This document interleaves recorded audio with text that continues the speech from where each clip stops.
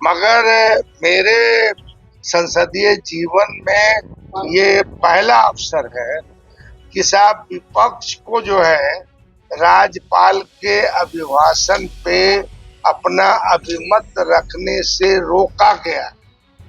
मतलब हमारे बहुत सारे माननीय सदस्य ने संशोधन पेश किया था कि ये इसमें जुड़ जाए। ये तानाशाही परंपरा का शुरुआत कर दिया गया है यहाँ पे बिहार के अंदर कि विपक्ष की बात वो नहीं सुनेंगे, ये सीधे तौर पर कहा गया। और जिस तरह से सरकार और मंत्री बनने के साथ बुलडोजर का पूरे बिहार में शुरुआत कर दिया गया, कोई ऐसा जिला नहीं है जहाँ बुलडोजर नहीं चल रहा है। पनोरमा ग्रुप, जो सोचता है वो करता है, आपके अपने सपनों का आशियाना। नमस्कार, आप है न्यूज़ 4 नेशन पर। मैं आपके साथ अभिजीत सिंह।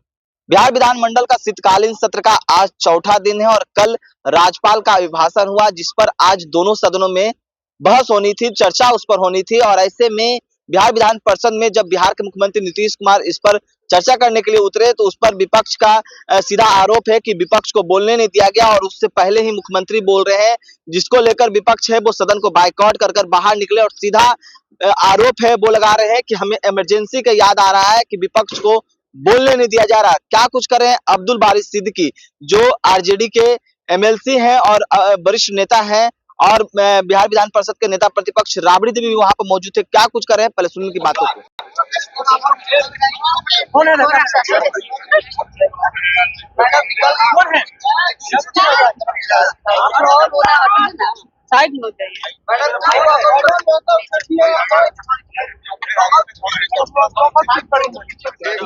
संसदीय लोकतांत्रिक व्यवस्था में विपक्ष भी सरकार का अंग होता है, ये व्यवस्था की गया। और पक्ष और विपक्ष अगर लोकतंत्र में नहीं हो तो फिर लोकतंत्र का कोई मतलब नहीं है। अब राज्यपाल महोदय का, महामहिम राज्यपाल का कल अभिभाषण हुआ। आज तक की जो परंपरा रही है कि विपक्ष जो है उसमें क्या क्या बिंदु छूट गए उनके भाषण में, उसका संशोधन देती है और विपक्ष को संशोधन पे बोलने का मौका दिया जाता है। और बाद में फिर सरकार जो है सबको, विपक्ष को और सबको सुनकर जो है सरकार अपना पक्ष रखती है और उत्तर देती है।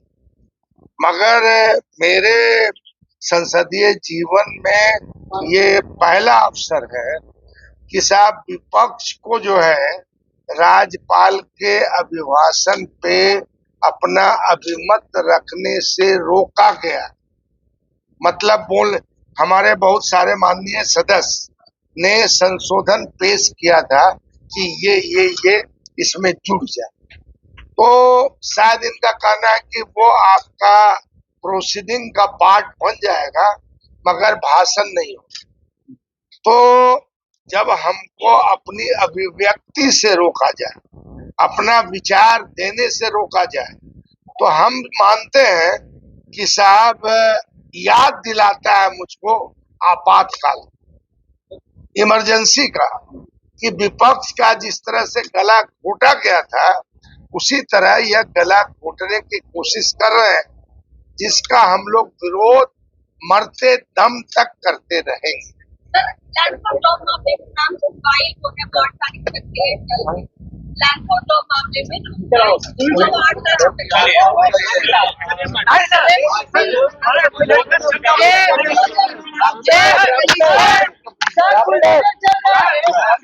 बिल्कुल कह लीजिए कि जिस तरह से आज जो यहाँ किया गया सदन के अंदर, ये तानाशाही परंपरा का शुरुआत कर दिया गया है यहाँ पे बिहार के अंदर कि विपक्ष की बात वो नहीं सुनेंगे, ये सीधे तौर पर कहा गया। और जिस तरह से सरकार और मंत्री बनने के साथ बुलडोजर का पूरे बिहार में शुरुआत कर दिया गया, कोई ऐसा जिला नहीं है जहाँ बुलडोजर नहीं चल रहा है। तो इसके जरिए वो पूरे बिहार को ये संदेश देना चाह रहे हैं, गरीबों को, महिलाओं को कि अब आपकी आवाज नहीं सुनी जाएगी, आपकी रोजी रोटी आवाज रौंद दिया जाएगा। मगर हम लोग कहना चाहते हैं कि हम लोग अपनी जान की बाजी लगा करके भी इसके खिलाफ जमीन पर लड़ेंगे।